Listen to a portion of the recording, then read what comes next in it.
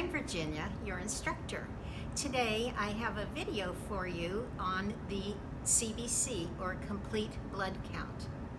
The CBC is a diagnostic tool that clinicians will order frequently because it gives a good general statement of the health of an individual. It also is non-invasive. It's simply a blood draw.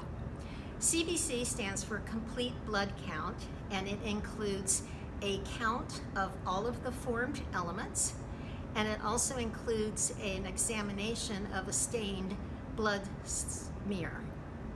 So usually the cells are counted in a machine these days, but then the stain slide is usually examined by a trained clinician.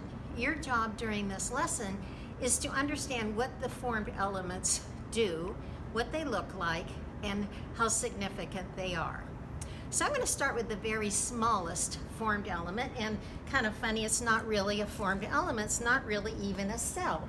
It is a platelet, and a platelet is actually a fragment that circulates in the body. You see these very small purple stained granules. Well, actually what they are is they come from the megakaryocyte. The megakaryocyte actually is this crazy looking. It exists only in the bone marrow, but as it forms in the bone marrow, these sides click up against the bone and they break off, become fragments, and end up in the peripheral smear. So platelets are important for the clotting process. They actually initiate the clotting process. You can have a very low platelet count, which is very serious because that's a bleeding disorder. It also is very common with patients who have leukemia. Now, just to review your reading, leukemia is cancer of a white blood cell. Well, why would that affect the megakaryocyte? Well, the bone marrow is just really busy making all of these cancerous white blood cells, and it doesn't have the resources to make the platelets. So it's very common to see a low platelet count in a patient who has one of the other types of leukemia, or perhaps is going through chemotherapy. That's also common. So platelets are important. They're tiny little specks on the screen. The next cell I'm going to talk about is the red blood cell. As you remember from your reading, the red blood cell is responsible for transporting oxygen to the tissues and bringing carbon dioxide waste back to the lungs to excrete them.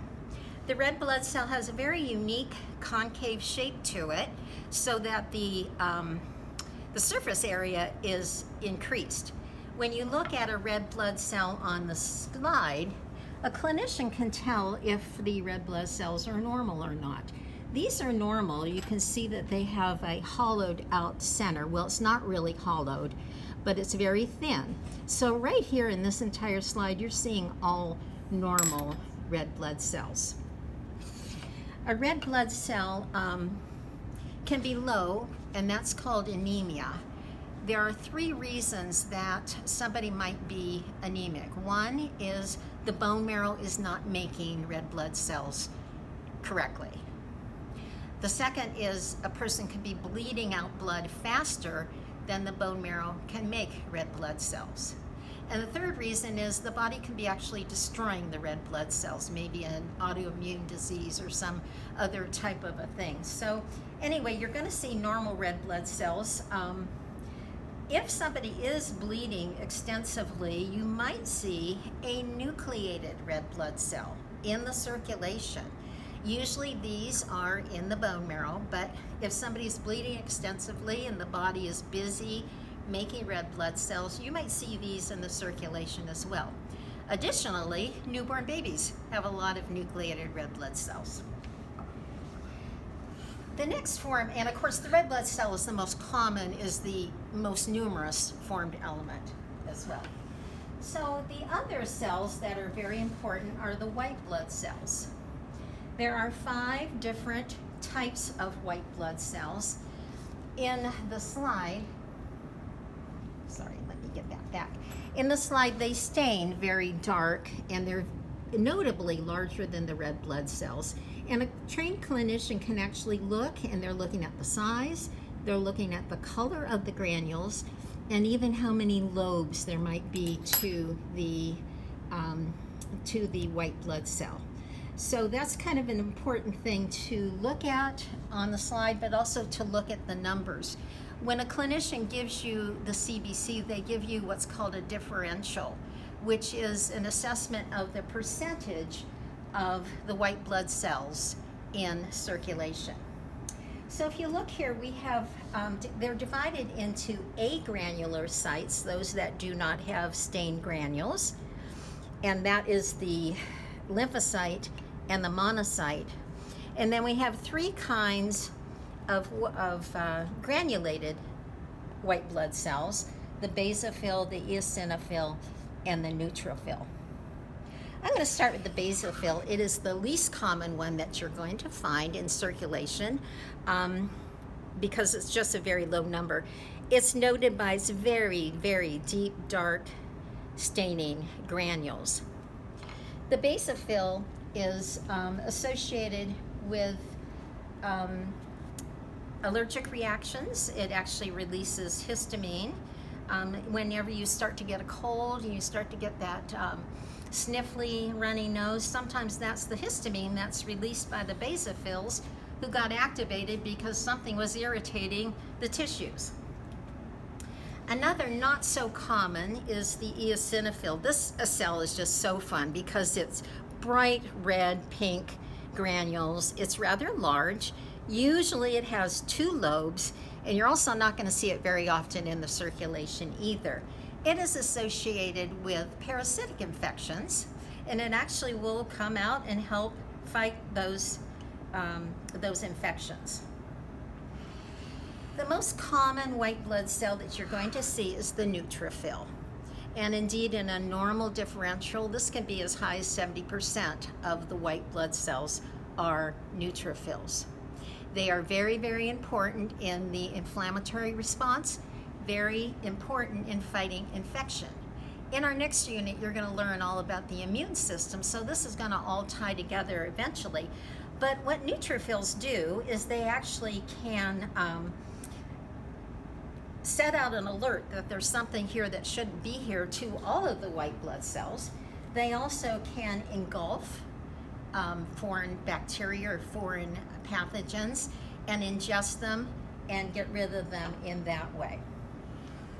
So those are our granulated white blood cells. The agranulocytes, the most common of those is the lymphocyte. The lymphocyte is also very, very important in the immune response. And as you are going to learn soon, there are actually B lymphocytes, T lymphocytes, killer lymphocytes. Very, very important. Notice a couple things about it. One, notice that it's just slightly bigger than a red blood cell, so it's definitely small. Also notice that the bulk of the cell is the nucleus.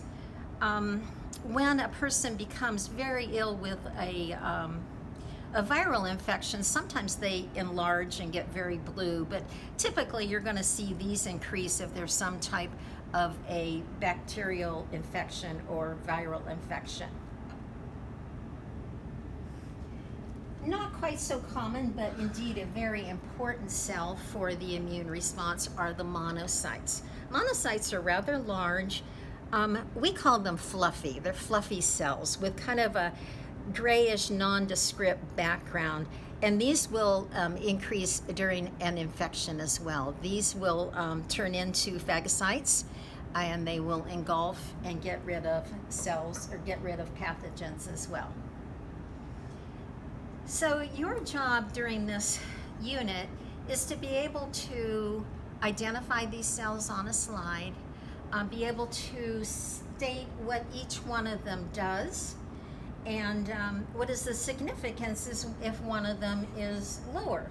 For example, the neutrophil, like I said, there's tons of them in there anyway, but if you see a relatively high neutrophil or complete white blood cell count, that could be a good thing, because that means that the body is fighting whatever infection there is.